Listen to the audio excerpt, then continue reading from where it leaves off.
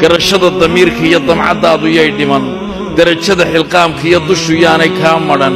dalawada xusuustana sharaf baa ka darartee bulsho weyntan daayacan noqon ruuxu daacada. asalaamu calaykum waraxmatullaahi wabarakaatu daawadayaasheeda qiimaha qaylo meel kasta joogtaan kusoo dhawaada shabakada wararka Stella 24 maanta waxaan idiin haynaa faallo gaar aan ku eegayno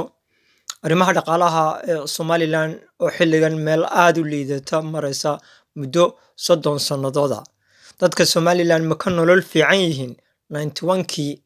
maanta sidee yihiin xisbiyada siyaasadda ee Somaliland ee 20 jirsaday muran wax ka badan ay dadka noloshooda ku soo kordhiyeen yaa garanaya. madaxweynuhu maanta ugu dambeysay khudbadiisu inoo jeediyay wuxuu inoo sheegay inaan wax sixir barari jirin laakiin dad maanta mudaharaadaya oo magaalada Hargeysa iyo magaalooyinka kale Somaliland isugu soo baxay xaaladoodu waxay maraysaa madaxweyne waxaan cunno ayaan doonaynaa faynuuskayagii 91kii aan shidan jirnay ayaan ka doorbidaynaa laambadda maanta. haddaba waa maxay sababta keentay in noloshu ay sidan u xumaato Somaliland? adiga maxay kula ma ogtahay horta daawade in ganacsatada iyo madaxda siyaasadda ee Somaliland inay shirkadaha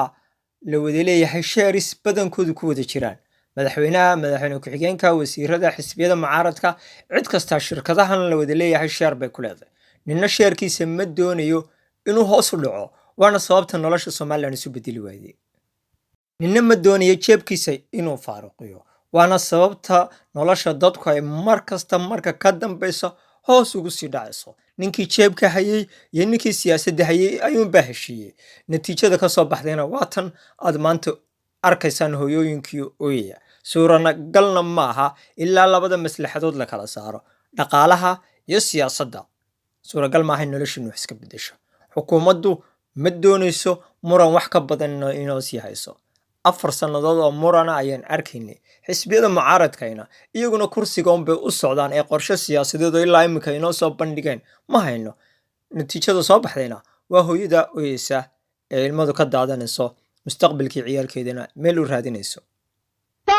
waxa weeye madaxweynaha waxaan u sheegaynaa inaanu ku noolayn cunaqabatayn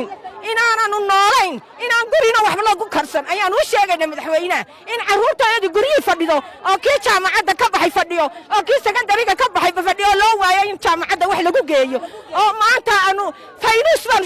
faynuuskaagii ku noqonayno oo maanta qiilooyna waan ooyna maanta waayo cunaqabatayn baan haysa guryahayagii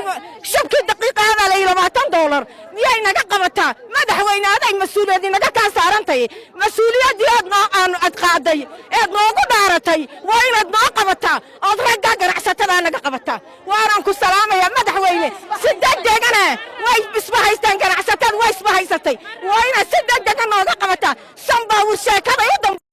waxaad daawanayseen hooyo ooyeysa laakiin madaxweynuhu waqtigiisa ugu badan wuxuu geliyaa show off uu ku sameeyo siyaasiyiinta mucaaradka ah oo kolba dhaliishu halkay tahay baa laga duwayaa cidda dalkan loo doortay waa madaxweynaha ayaa looga baahan yahay inuu nolol mustaqbal leh dadka u keeno cid kale oo mas'uuliyaddani saarantay ma jirto cuntada Somaliland suuragal maaha inay kacdo 10% ayay xukuumaddu tiri cashuurtii waan ka jebin in raashinka ama qutal daruuriga dadku cunayo in la cashuuro ayaa khalad ah haddii aan la kabaynin waddanka dhanna solar system guri kasta waa la gelinayaa guriga daarta $1,000 oo solar system uu ku shidan karaa reerku haddii xukuumaddu ay ku dadaasho laakiin nin doonaya inuu shirkad kale maal gashadaa dadka ma maalgelinayo siyaasiyiinta iyo ganacsataduna waxay u egyihiin shufto dadka u heshiisay laakiin dad qabiil madax maray suuragal maaha nolosha inay mustaqbalka gaadhaan. assalaamu calaykum waraxmatullaahi wabarakaatu. garashada damiirka iyo damcadaadu yay dhiman darajada xilqaamka iyo dushu yaanay kaa madhan dalawada xusuustana sharaf baa ka darartee bulsho weyntan daayacan noqon ruuxu daacada.